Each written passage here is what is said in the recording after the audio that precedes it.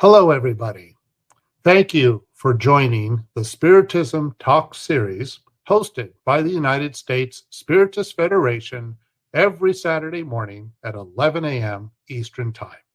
I am very happy to host this talk by JOAO KORNGOLD, who will be leading our live today with the theme Love, Work, Wait, Forgive. Hi, JOAO. How are you doing? Hi, Peter. Very happy to be here.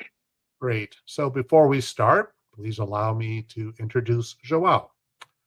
JOAO KORNGOLD is one of the founders and directors of the Spiritist Group of New York and the Spiritist Alliance for Books. He began studying Spiritism more than 25 years ago and has been one of the directors of the mediumship meeting at SGNY for the past 20 years. He is also responsible for the study groups that focus on the basic books of Spiritism and the André Louise collection. He gives talks on Spiritism in Portuguese and in English. JOAO KORNGOLD is an engineer and works as a banker. Please take this opportunity to send your questions during the presentation using the chat window. JOAO has reserved time to address your comments and questions once he concludes his presentation. JOAO, it's all yours. Thanks, Peter. So what are these four words? Love, work, wait, forgive. Where did they come from? They came from Abigail to Paul of Tarsus, that at that time was Saul of Tarsus, during an out-of-body/dream experience he had. But why did she come to him, and why did she say these words? And how can we use these words for our daily struggles in the present days? So to get there, let's start telling a little bit how did Paul, still Saul of Tarsus, arrived at this moment in his journey. Of course, this is all based in the book Paul and Stephen by the Spirit Emmanuel through the psychography of Francisco Xavier, one of the most important Spiritist books, and you know, one of the books that you need to read if you want to understand better Spiritism, if you want to understand better our journey, our needs, and the necessity of following the teachings of Jesus in a way that it can help us grow morally and intellectually. So, Emmanuel says in the introduction that he doesn't try to tell Paul's story according to what is known in the Gospels and in the literature. He tells it from the spiritual point of view. And we understand and we know that Emmanuel is a disciple of Paul. So he heard probably from Paul's directly his story and the recollection. So the story starts with Stephen, still named Jeziel, that his father, a Jewish family in the Corinth in Greece, that the father is killed. Jeziel is arrested, become a slave, goes to work in a boat as a slave, as a rower, treats a Roman that gets sick with a serious disease, get contaminated because of the attention that he gave to this Roman called Sergius Paulus. He is freed, but he's very sick. He's taken to the house of the way where Peter and James were already working, and he's treated there. He finds healing. He gets in contact with the Gospels of Matthew, or Levi, as it's called in the book, and is completely transformed and starts disseminating the teachings of Christ in a way that it differentiates him from the others that are teaching the words of Christ in early Christianity. At the same time, his sister escapes, Abigail, escapes from prison to go living with a family in the outskirts of Jerusalem, in the little place called Joppe. Then we move to Saul. Saul is a Pharisee, and a very brilliant Pharisee, young person, starting to gain recognition, starting to gain opportunities to speak and to talk about the Torah in the synagogue, in the temple in Jerusalem. Paul meets Abigail, still Saul meets Abigail, falls in love with her, starts courting her. But with the noise that the teachings of Christ and the followers of Christ are making in Jerusalem, he starts getting concerned and decides to investigate what's really happening there. And then he goes to House of the Way with a friend, and he watches Stephen presents the teachings of Christ. He gets very angry. He tries to argue with Stephen because that's what he is used to do, right? The Jewish tradition of discussing the Torah is something that is present from the early days until today, right? The rabbis discuss the Torah and the different views and interpretations of the Torah. So Paul was a very good speaker and a very good scholar of the Torah. It starts discussing with Stephen. Stephen very calmly argues with his truths against Paul, and he's so convincing that Paul gets very angry because he wasn't used to being beaten in discussions like that, and he lives there, decided to persecute all these followers of these new beliefs that are spreading, the followers of the Christ, of Jesus of Nazareth. For those that have been watching the series Chosen, you see many times how Nazareth is despised as a place, and many people talk about Nazareth as a place that nothing good comes out of it. But in this persecution that Paul starts, and again, still Saul, but we're going to talk about Paul because it's the name of the title of the book. And a side note, Paul in Latin means humble, little. Okay, that's the original in Latin, Paulus, the name that comes from Latin. The persecution starts, and he's focused on Stephen, very angry and unable to accept Stephen's words and defense of Christianity, without knowing that Stephen was the brother of Abigail. He changed his name when he was healed and he found Christianity.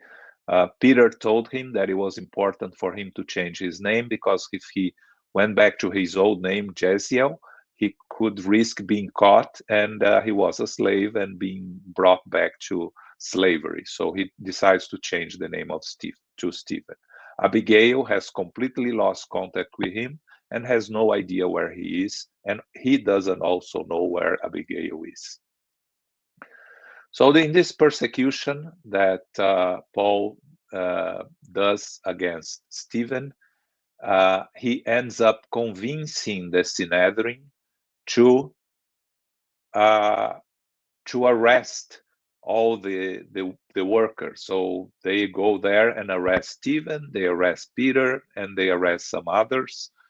Paul was a disciple of Gamaliel, one of the most well-known and wise rabbis of the time. Gamaliel had contact with the teachings of Jesus and was sympathetic to the teachings without embracing them, because he said he was too old to change his ways, but he was sympathetic.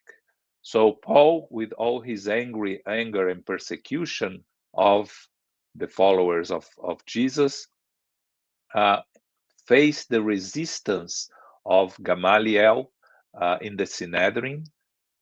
He wanted all of them to be killed. Gamaliel ends up convincing him to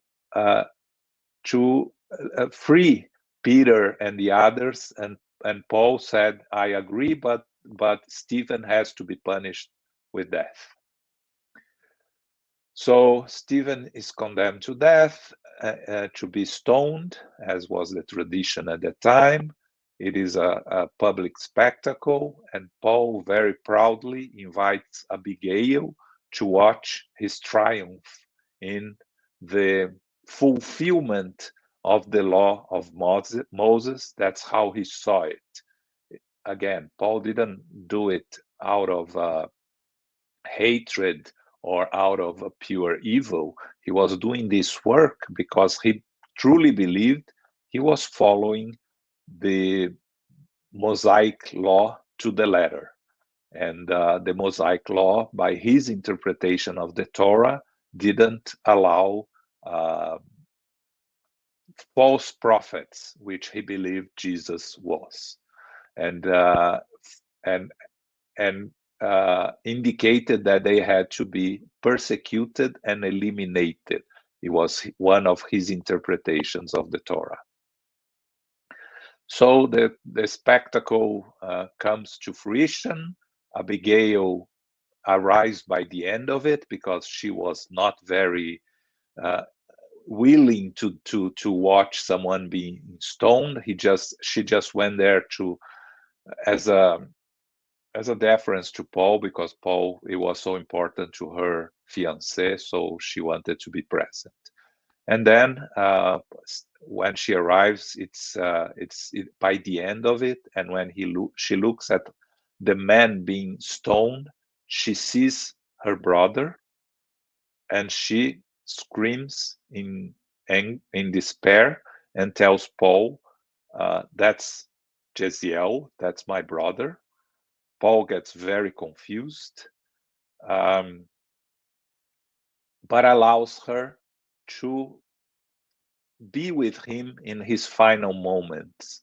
So she embraces Stephen. Stephen tells Stephen that Paul is her fiancé. Stephen tells her to follow with her life, to forgive him, that he was just following his beliefs, that he had no ill sentiments towards Paul, and allow her and dies in her arms. She leaves with her heart broken. Paul leaves completely confused, decides that he can no longer be with her because he cannot not be seen with someone that was the sister of someone that was killed by deviating from the Mosaic law. Time goes by. Paul is struggling with his feelings for her and with the distance. 6 months have gone by. The persecution to Christians gets worse and worse. Finally, after 6 months, Paul decides to visit her, finds her sick, very sick, and a Christian. She became a follower of Jesus. through the words and the teachings of an old man called Ananias. He gets very confused, very angry at this Jesus that keeps appearing and disturbing his life.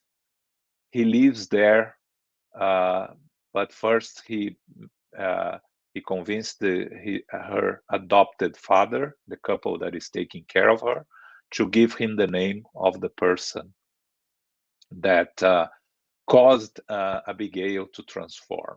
And then he learns that Ananias was this old man that would walk around disseminating the teachings of our Master Jesus.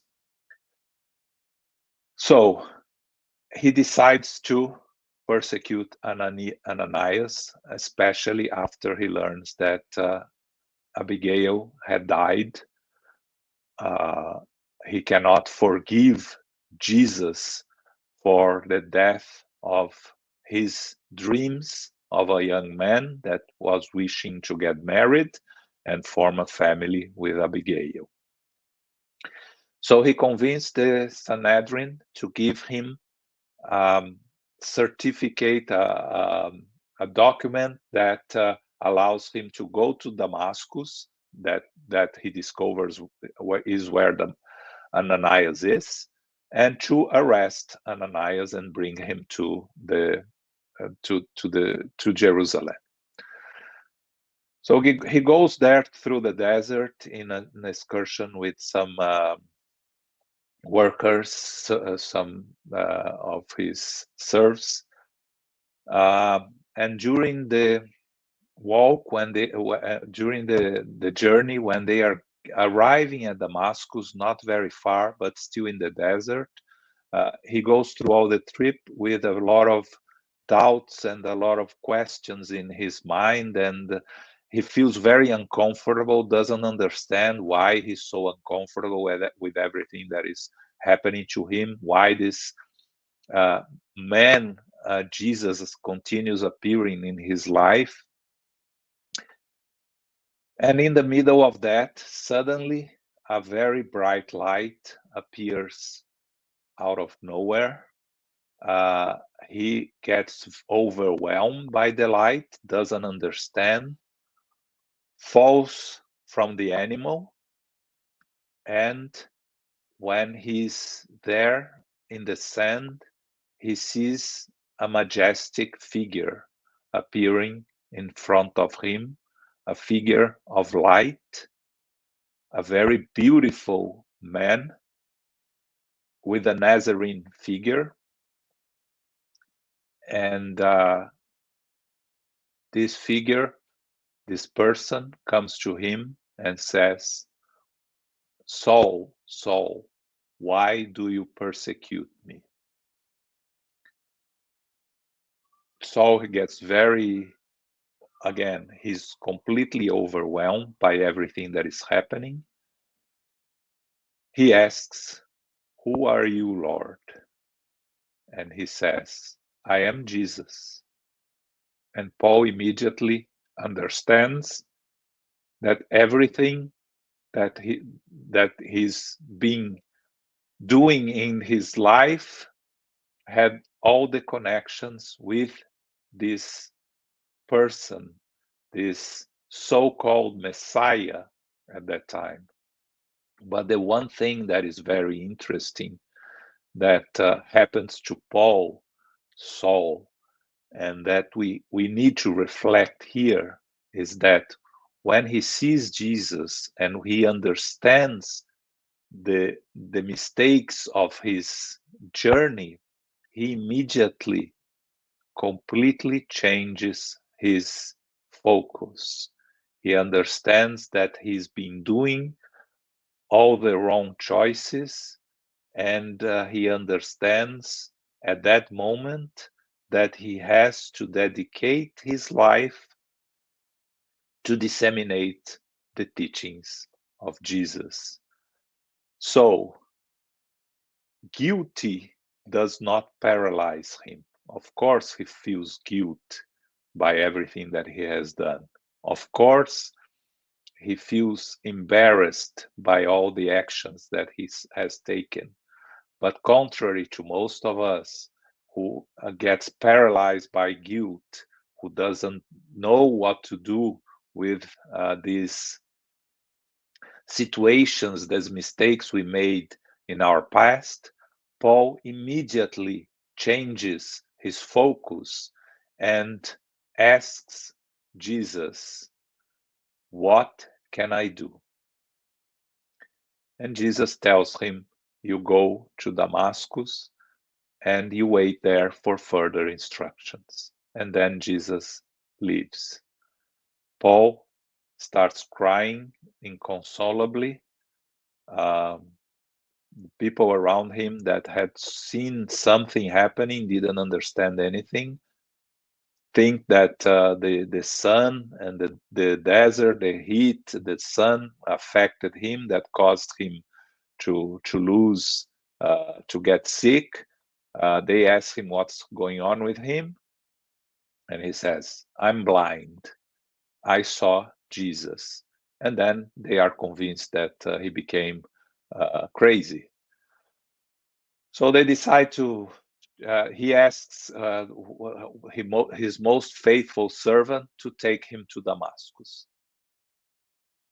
The others go back to Jerusalem, and he goes with this servant to Damascus. This servant puts him in a place, hostile type of place, where he stays 3 days by himself, completely blind, and then, but reflecting on his life and reflecting, he's not in anguish, he's not in pain. He's just overwhelmed with all that happened, but in a very positive state of mind, in the sense that he's at the mercy of the will of the Master Jesus. After 3 days, Ananias came to see him. Jesus tells Ananias to go and meet Paul and heal him. Ananias, of course, very surprised to have to go and meet his persecutor, but he goes to the place where Paul is staying, and heals, gives Paul his eyesight back, remove the veil that covers his eyes, frees him from really see the reality of our eternal spirits. Paul is very thankful to Ananias. Ananias takes him to the place where the Christians in Damascus meet every day to discuss the teachings of Jesus. He goes to the synagogue, tries to tell them that he is transformed, that he believes that Jesus is the true Messiah. They don't believe him. He has to leave in a hurry the synagogue, and he's told by Ananias that it's better for him to leave Damascus, and he decides to go and look for Gamaliel. He meets Gamaliel by the desert. Gamaliel is kind of sick. He tells Gamaliel's brother tell him that he could go into the desert, and they had a place that was a place where people would stop to do some trades in the middle of an oasis. He goes to the desert. He goes to the oasis. Gamaliel gives him the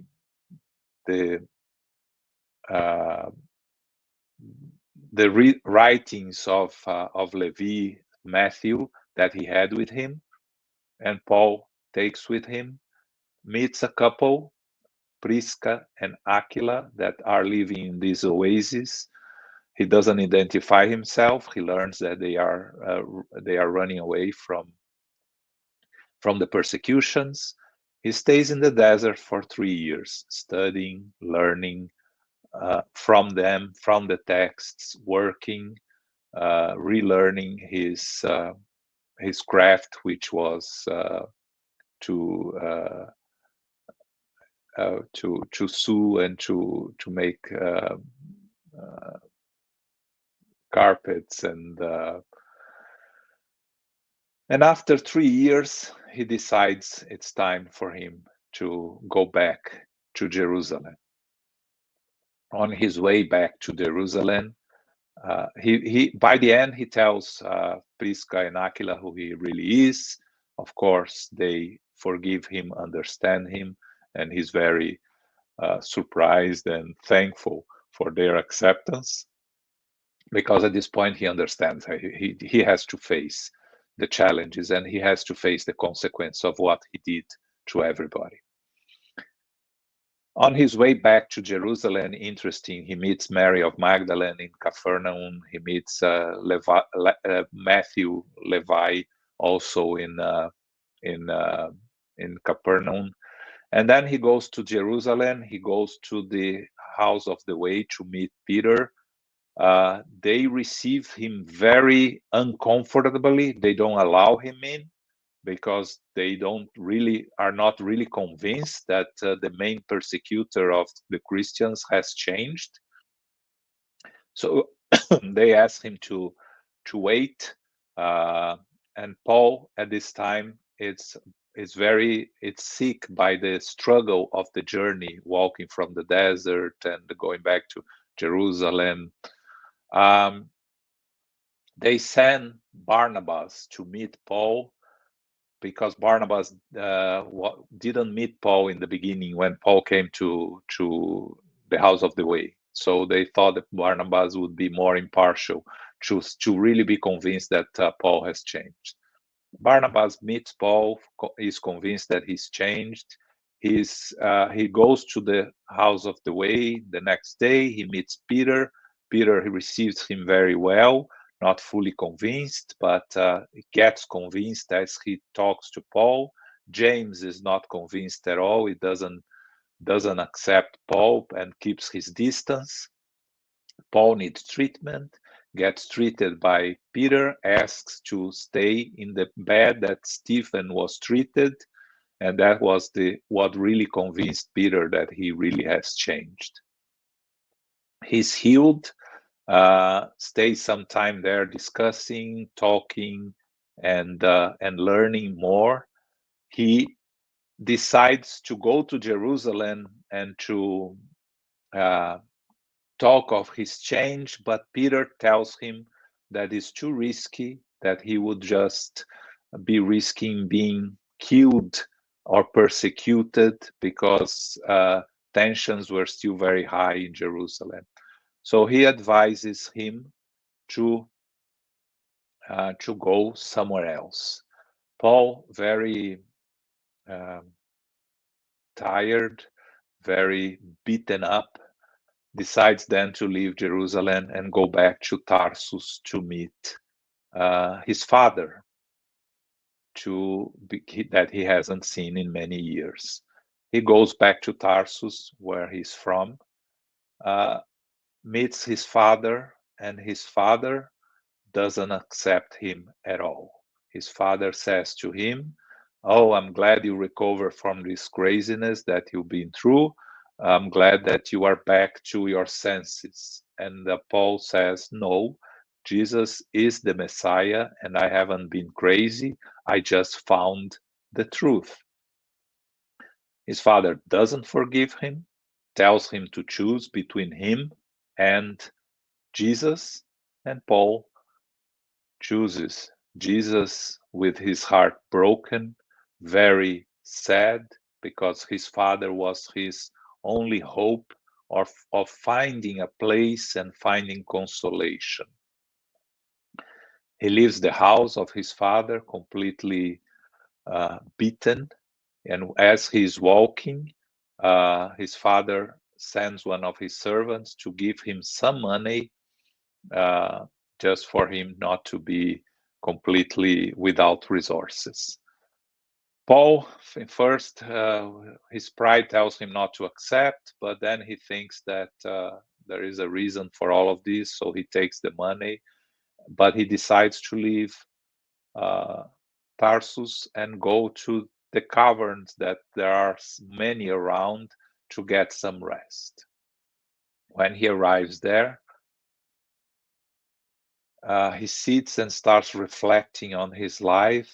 He's very sad, very disheartened, and very lost on what and how to proceed, how to disseminate the teachings of Christ.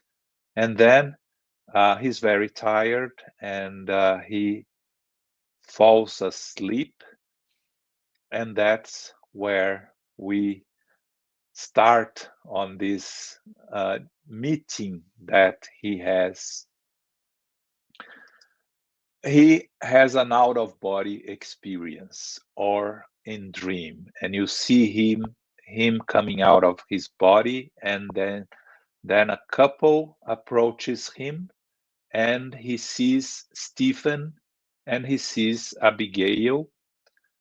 He feels again in the same way that he felt when he met Jesus.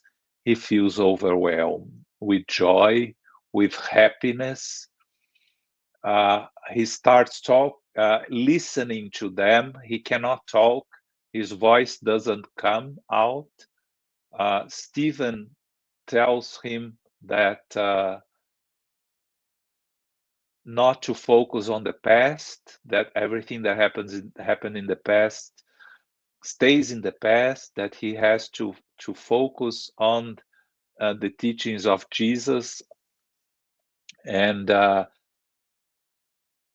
he's very, really doesn't know what to say. He's so happy and overwhelmed with everything that he's seeing and it's happening to him.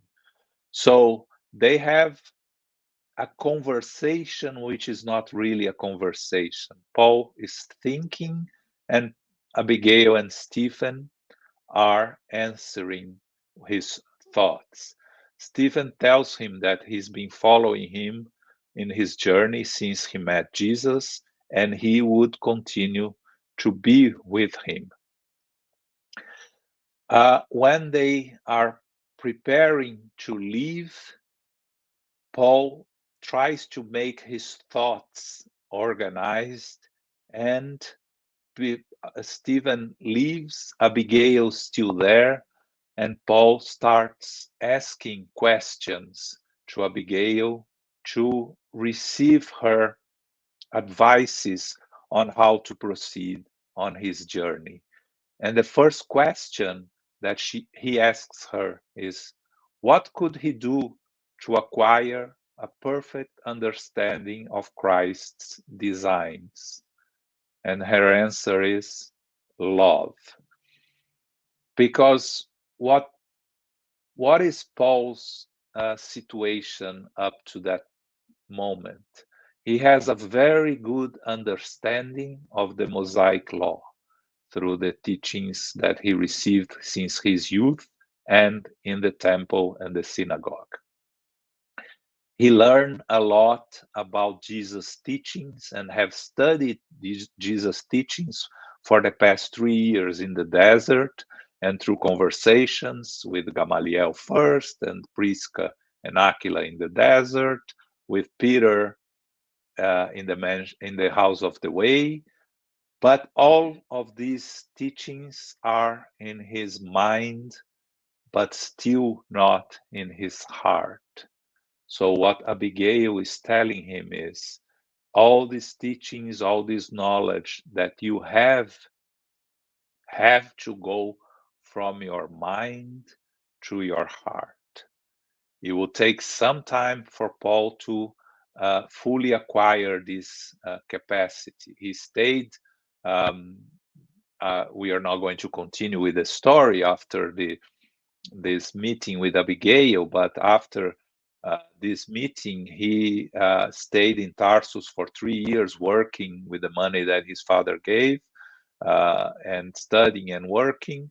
After that, he went to the church of Antioch with Barnabas to disseminate Christianity, but he couldn't really talk with all his knowledge. It took him some time for him to be able to talk from the heart and become what he really became, which was a fully disseminator of the teachings of Jesus with his heart. So, love. What does really Abigail 1 means with the word love? Love is a word that is that is used nowadays in different senses. We talk about loving our food, loving our animals, loving the movie, and loving our parents, and loving our children, and loving our loved ones. It's a word that is used in many different ways without us fully understanding the meaning of the word. If we go to Greek, there are several different definitions of love. And I think it helps us understand the different types of love that we feel, and that we have to learn the difference as we try to make love become a part of our journey and of what we really are. So the first love, which is the love called eros in Greek, is the passionate and romantic love. Is when you fall in love with someone, it's not really love, it's passion.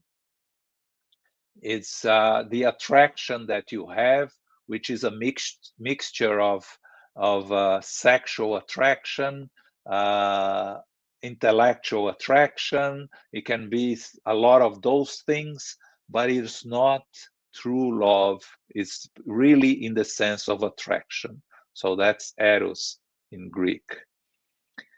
The love that you feel for your true friends, which is different from the love that you feel for your partner, for your children. It's called in Greek philia, which is the relationship, the intimate relationship that you have with your true friends. It's a different type of love. Then you have the one called ludus, which is the playful and seductive love. It's the love that you are when you are trying to conquer someone, when you're trying to seduce someone, when you are, as they say here, playing the field, right? This is what ludus is. It's also a different type of love. The love you feel for your parents or children, for your loved ones, for those spirits that come to your family on our eternal journey, as those that are able to help and to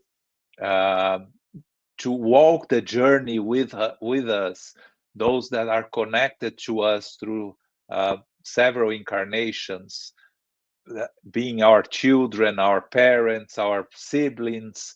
The love we feel for them is called storge. Then one of the most important loves that we have to have, without it we are not able to love anyone else, is the called philauthia, which is the self-love, the love for ourselves. Until we understand and accept ourselves with our qualities and our imperfections, we fully embrace who we are with our imperfections, our need to improve, but also with our abilities to be of service to others, the true self-love, the philautia, we are not going to be able to exercise all other types of love, because it starts with us. That famous phrase that we have to When we are in a plane, if the masks fall, we have to put first our mask, and then we help those around us, our children. It's in reality, that's it. We cannot help others, we cannot love others if we don't have love for ourselves. So self-love is fundamental. We need to learn and exercise and appreciate ourselves with our imperfections, with our shortcomings, and with our qualities. We have to be proud in a positive way, not in a way that harms ourselves, but proud in a positive way of our achievements and our qualities and our ability through those qualities to help others. Then you have the pragma, which is committed and companionate love that you have for your partner or for your companions in your journey.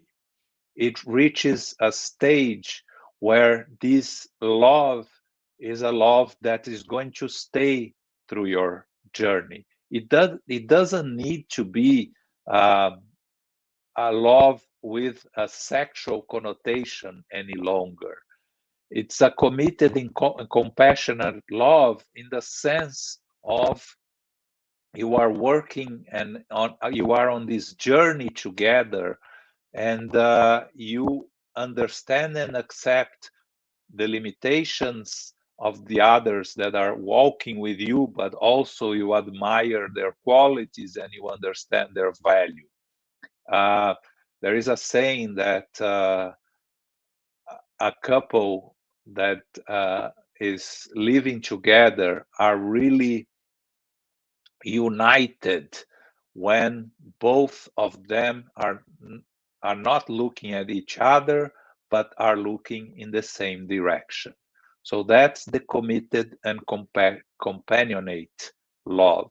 It's a love that allows us to work together and walk together. And it can be with a partner, it can be with friends. You know, the friendship that Paul had with Barnabas through his journey, that is pragma. And the final one, and the most important one, is the agape. The agape is the empathetic and universal love. Is the love that one day we, when we become perfect spirits, will have for all our brothers and sisters, for all of our the universe, the worlds, the animals, the plants. It's the objective.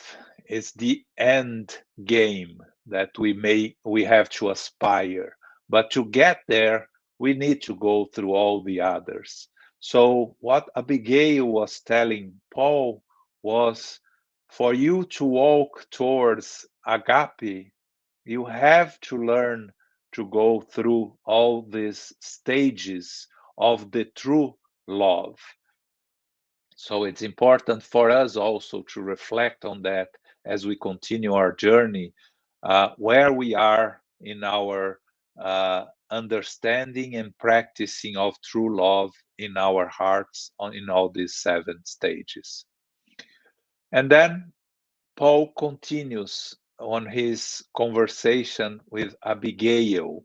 He asks her, but how could he proceed in order to grow richer in divine virtues?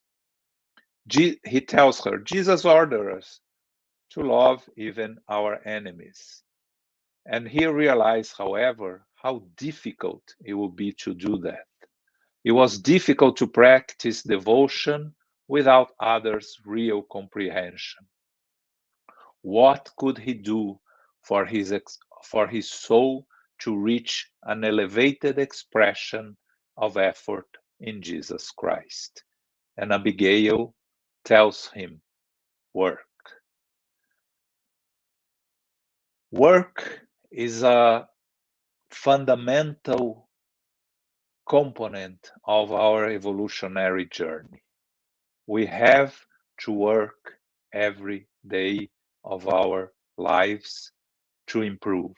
But here is work in the sense that is described in the Spirit's book, and any useful activity that help us grow. When we think of the book Nosso Lar, the governor of the Nosso Lar is working for 200 years non-stop.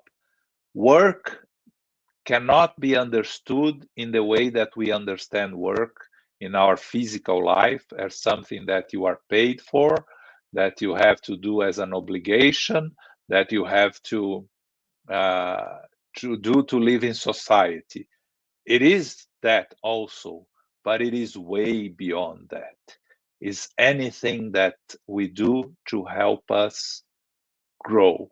And in doing that, she's telling Paul, you work regardless of others around you.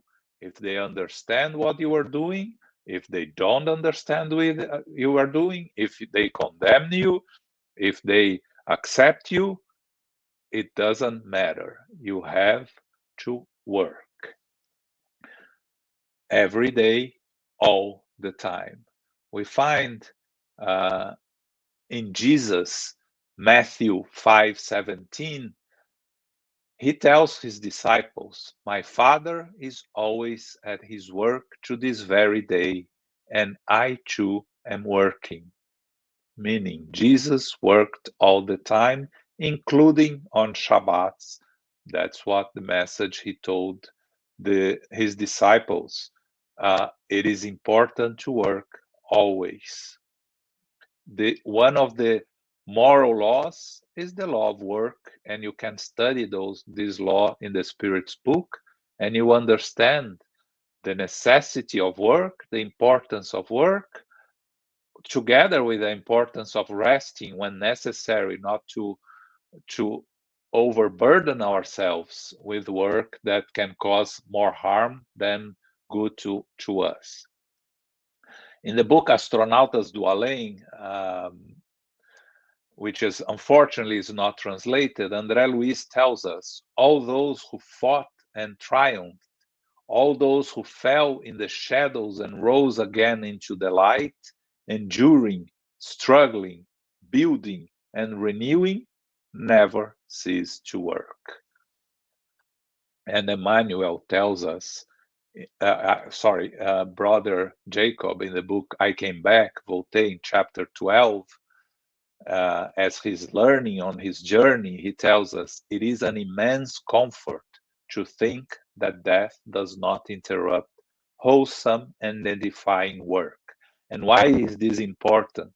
Because it's never late to start working on something here on our physical incarnation. Because if the work is important, if the work is helpful to ourselves and to others, we will continue working when we are back in the spiritual world, because death does not interrupt work that is useful and it's important.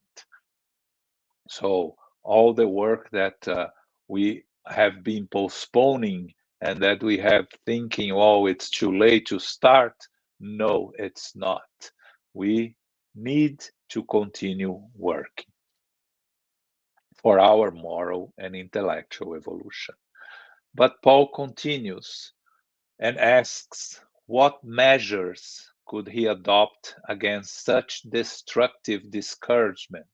Because what he's facing is attacks from all sides. He's facing incomprehension from his old friends, companions in the Pharisees, incomprehension with his new acquired companions in the house of the way, especially James and some others, from his incomprehension from his father, difficulty in making himself understood and accepted. And the answer that Abigail gives to him, the word in Portuguese is espera. which means wait. But the word in Portuguese also, it's part of another word called esperança, which is hope. So what really Abigail wanted Paul to understand here is you wait and you hope. Because wait cannot be an immobilization of our activities and resources. It's work without expecting results. Have hope that your work will bear fruits, even if you won't be able to see it during your physical life. And that's very important when Emmanuel, as Publius Lentulus, meet with Jesus and is not changed by his meeting with Jesus. He goes back and he finds his wife Livia changed. She continues with her life, and Publius never changed. So she never sees his transformation that happens only after she goes back to the spiritual world. So sometimes the work that we are doing, we're not going to see results in the present life. But this shouldn't discourage us from continue working. And we have to remember these words from Abigail. As you continue do your work, wait and hope. In the book Ação e Caminho, Action and the Way, Emmanuel tells us that those who wait receive God's answer. And also in the book Wait, Working, on chapter 4, Emmanuel tells us, wait, serving, which is exactly what Abigail was telling Paul here. You don't wait without doing anything. You wait for the results that will happen, but you continue serving the master and doing the teachings, the dissemination of the teachings of Christ. And you can imagine if Paul had stopped doing what he was doing and discouraged, we wouldn't have Christianity the way we have it today, because the main responsible for the dissemination of Christianity in all Europe was Paul of Tarsus. More than all the other disciples that were disseminating Christianity in the eastern regions, that were not able to do the transformation that Paul did by disseminating Christianity in Europe. So he never stopped doing the work. He continued working, waiting, and hoping. But facing all the challenges he was facing around, he asks her, where was the freedom of Christ, the freedom that Christ was promised to them? Where was it? Because he was facing James trying to take the house of the way back to the Jewish traditions and following the Jewish impositions, and he was not very happy and comfortable with this. He was already thinking about the Gentiles and how to disseminate the teachings of Christ to the Gentiles. He asked, where was the endless hope that Jesus' love had brought to all humankind without excluding the children of other peoples, the Gentiles? He agreed that loving, working, and waiting and hoping were indispensable. But how was he to behave among such diverse forces, everyone saying different things, even amongst the followers of Jesus, trying to disseminate his teachings? A lot of controversies, a lot of differences, a lot of difficulties. How could he proceed with his work? How was he to reconcile the grand lessons of the gospel with human indifference?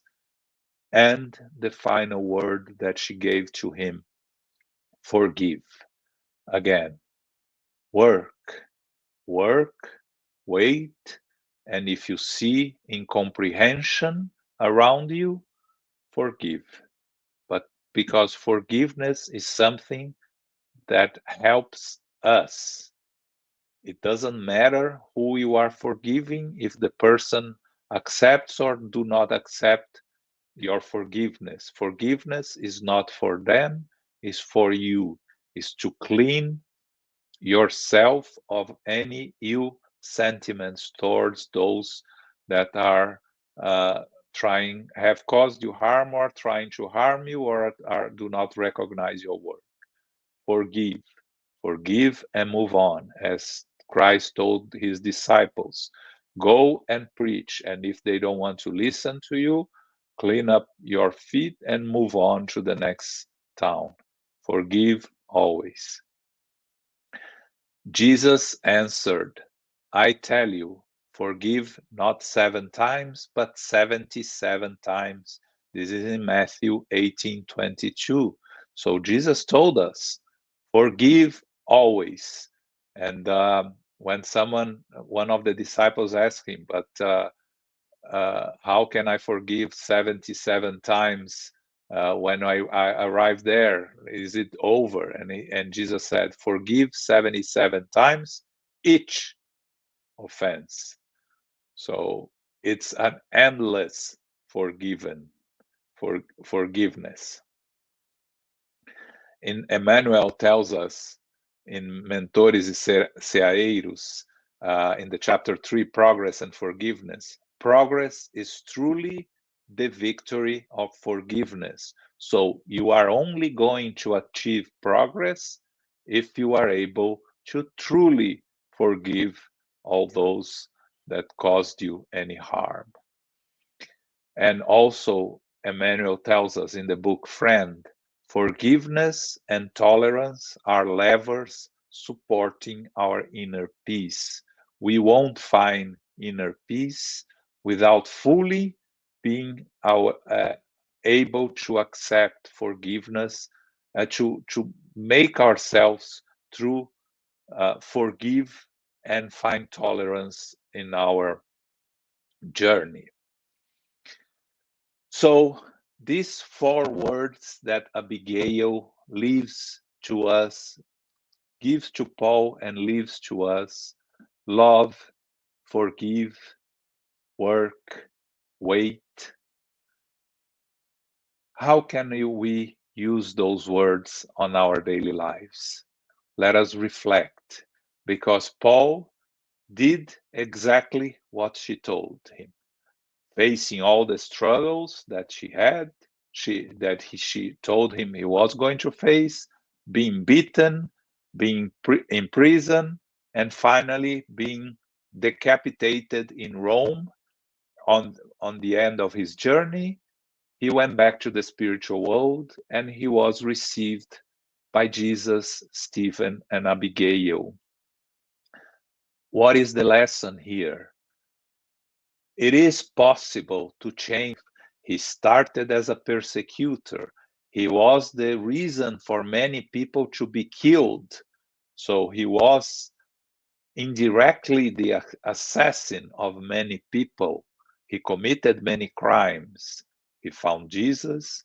He changed. He spent the rest of his life disseminating the teachings of Christ, with all the struggles, with all the pain, the suffering, but never forgetting these blessed words that he heard from Abigail: love, work, wait, hope, and forgive.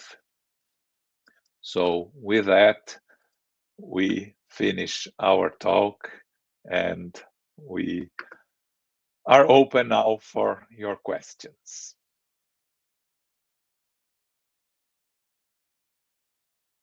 On mute, Peter.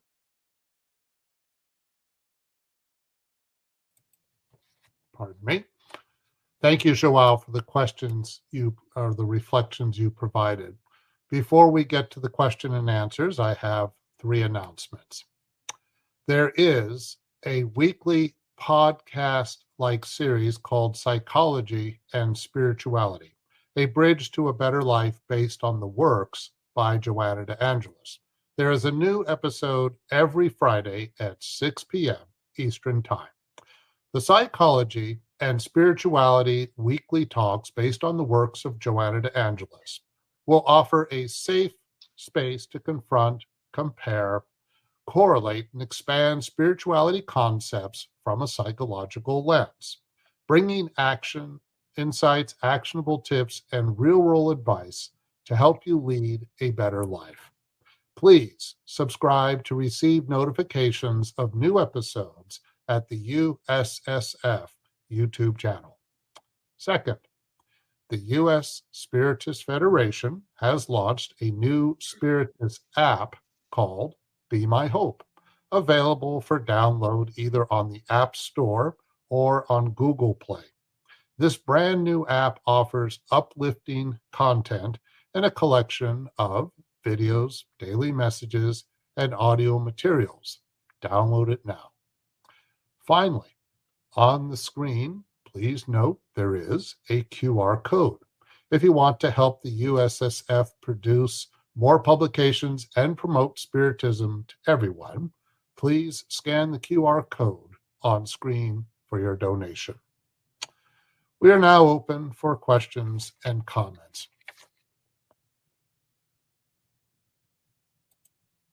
Okay, first one is from the United States Spiritist Federation.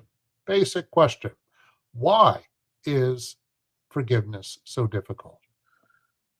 Because what prevails on us as imperfect spirits on our journey is pride and selfishness. And in order to forgive, we have to overcome these two plagues, as the Spirit's tells us in the Spirit's book, these two plagues of humanity. Every time that someone makes something that we don't agree, that hurts us, or that goes in a different direction of what we think, our first reaction is to say, I don't agree, I don't like it, I don't forgive. You know, how can these people be so blind? How can these people be so mean? How can these people be so evil? So again, it's we thinking about ourselves and not thinking about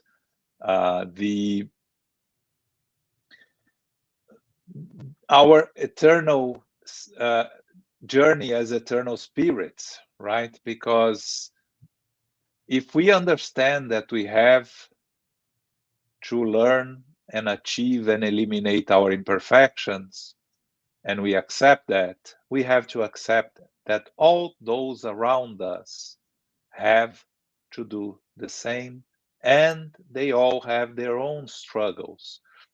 So whenever someone is causing you harm, many times it's not personal. It's just who they are, and it's just their own imperfections. But again, as I mentioned earlier, forgiveness is actually something that is completely personal.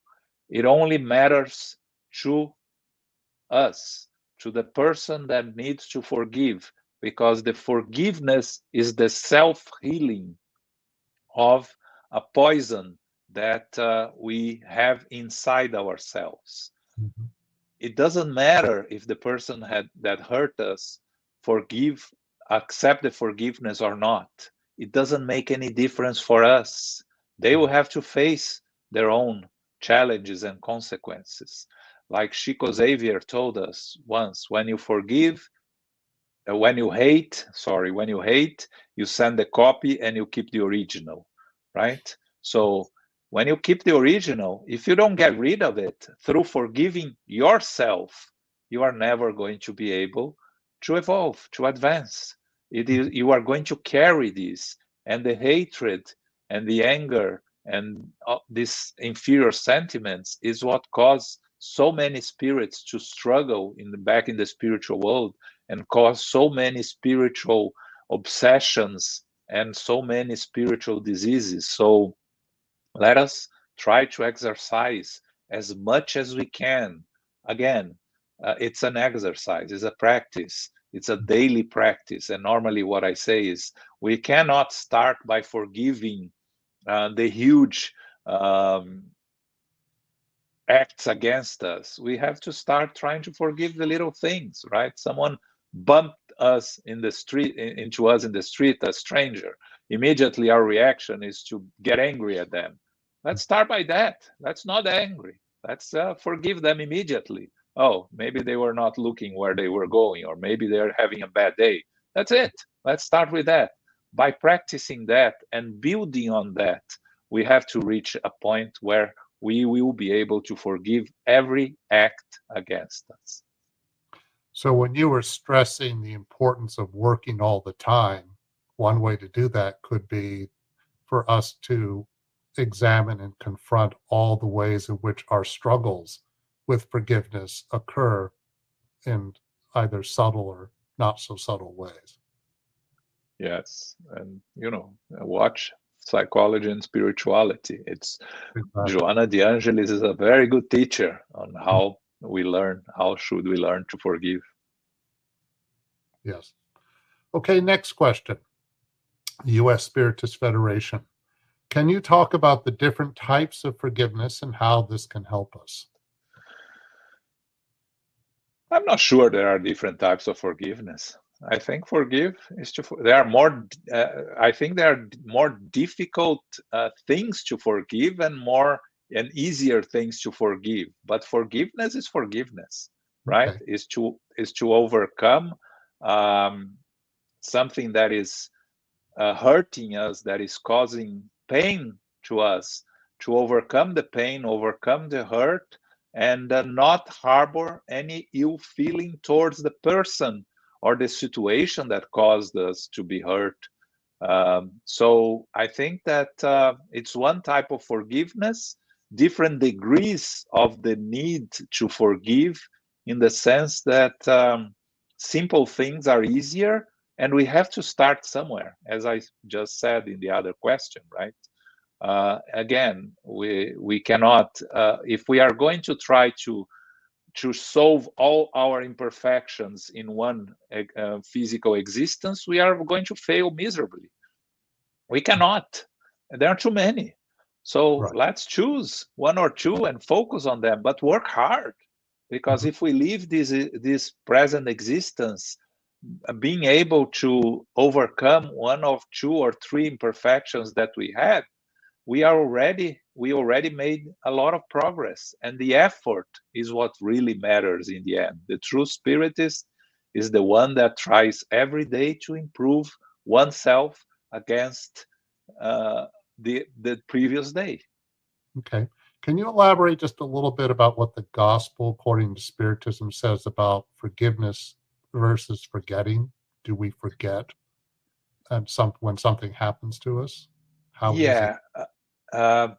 We never really forget, right? Because we are eternal spirits. Everything that is important, because if something is not important, we don't need to forgive, because it doesn't cause any harm to us. So forgetting or not forgetting doesn't make a difference. But if something is important, it causes us to get angry, sad, in pain, it's something we won't be able to forget. Now, the difference between forget and forgiveness is we need to be able to look at this situation without feeling ill, without feeling pain. So the stage from feeling hurt to fully forgive, it has to go through a stage called indifference, right?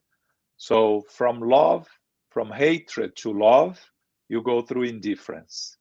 You don't change hating someone to loving someone without going through the indifference. And the indifference means when someone that caused you harm, you cannot see that person, you cannot be in the presence of the person, you still feel ill sentiments towards that person, you clearly have not forgiven. But if you can be in the presence of that person and that person means nothing to you, you feel no sympathy but no antipathy, you reach the stage of indifference. So you are walking towards fully forgiveness. So it's a path. But forget, when you reach the stage of indifference, you forgot. It's not important to you anymore. It's still there. You not really forget anything, but you forgot. So you can walk towards forgiveness from there. Okay, thank you. That's very important. Okay, next question. U.S. Spiritist Federation. Paul's journey took a lot of courage and humility. JOAO, any thoughts on why so many people struggle with humility? Because as imperfect spirits, to be proud of our work and our achievements is part of our evolutionary process. To defend ourselves from the primitive state when we were, struggling to survive, trying to find food and trying to mate, we developed this sense of self-defense, of defending ourselves first. And with that came pride and selfishness, because we had to think about ourselves, to defend ourselves, to survive. And by building on that, we ended up with these distorted views of ourselves and overimportance that we attribute to ourselves. And for us to fight that and to overcome that, we need to learn humility. People struggle with humility. We all struggle with humility because we are imperfect spirits, because we haven't been able to get rid of selfishness and pride on the negative aspect that harms our life. Normally, we think of ourselves first, second, third, and fourth.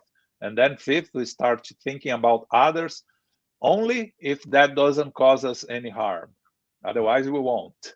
So until we continue with these thoughts and with these sentiments, it's going to be very hard for us to find true humility. But again, it's not going to come overnight. It's an exercise. You see that Paul here, when he met with Abigail, he had 3 years working on that, and he wasn't humble yet. He was being hurt by every people around him, and he was feeling angry and frustrated. So he didn't find humility in the beginning. He found in his journey, of course, with a lot of courage. Yes, you have to have courage, but humility is a journey. Right. Okay. All right. Next question. It is interesting in some ways. It is interesting that in some ways, Abigail seems to resemble Livia, Senator Publis's wife from Emmanuel's book 2,000 years ago. Are they similar? Yes, we can say that they are like-minded spirits, right? They found Jesus and they follow the teachings of Jesus immediately. It's something that came very natural to them, right? For those that haven't read, it's another of the fundamental books of Spiritism. Is 2,000 years ago, the story of Emmanuel as Publius Lentulus when he met Jesus in the middle of the book, when he was looking to a cure for his daughter, and Livia, through the cure of her daughter and his daughter, found Jesus through a worker of the house and followed Jesus from the beginning. Emmanuel, Publius Lentulus, never understood, but ended up finding Jesus by the end of his journey also. So yes, it's another book we should read. Abigail really resembles Livia, of course. And it's interesting that it's not in the books of Emmanuel, but Publius Lentulus met Paul briefly when he was going through one of his, after Livia had died, he was walking, he was in a journey in Rome, and he met Paul briefly. And it's told by Clovis Tavares in one of his books that he tells this, he analyzes the works of Chico Xavier. That is fascinating. Okay, another one from the U.S. Spiritist Federation. Of the 7 different definitions of love, is self-love the most important? I don't think any of those are more important than others. They are all important.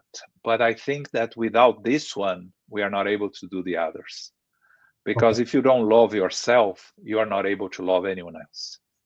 You are always envious of others, angry at others, even those that love you, that you are supposed to love, your family members, your partners. If you don't love yourself, you are never going to be able to love anyone else. So the journey starts there, but it is as important as all the others. Of course, agape is the most important in the sense that is the final destination of the journey. But to get there, all of them are important. It's important that you love your partners, you love your family, you love your friends. All of them are learning experiences that build on our character. Okay, all right, thank you. In what ways can the combination of love and work help to liberate us?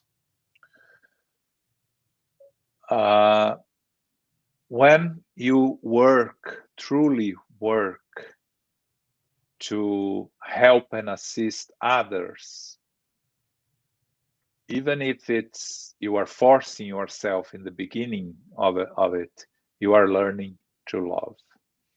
So work first, love will come later. But here, when we talk about work, it's all types of work. The most important asset that we have, many people say, is our time. When you dedicate your time to the assistance of others, you are practicing love, even if you are not aware that you are practicing love. So the combination of work and love is something that comes naturally. We don't need to question ourselves if we are doing the work, forcefully doing the work. We have to do the work because that's what Jesus asks me to do, because it's my obligation. Maybe that's how we started, and maybe with discipline and commitment, eventually you become part of who we are, and that love will come with it. So the combination will come naturally if we do the work. So you could say that the depth of our work is driven by love in many ways. Is that a fair way to put it? Yeah, love will be the consequence of the work, natural consequence. Right. Okay.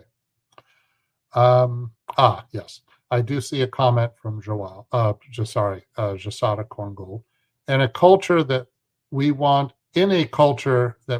immediate results and answers, it is very hard to learn to wait patiently.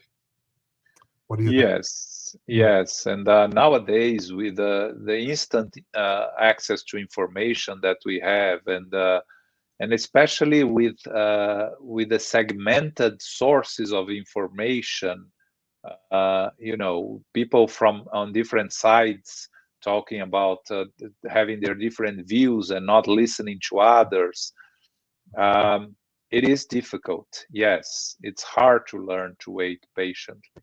But we have to always go back to remember that we are eternal spirits, that Jesus is in the direction of this planet, that Jesus is responsible, that nothing happens without the guidance of our Master Jesus, the governor of the planet. So it's on us to learn to wait. If we cannot change, to wait patiently for the results to come, but not being discouraged and continuing doing the work. Yeah, and the development of technology that allows us to get information faster doesn't mean we have to be in a hurry either. Yes, that's a very good point. Not be in a hurry. But not Yes. in a hurry. Yeah. Yes, very good. Okay. Alrighty. This will be, I think we have time for one more question. So let's see what we have.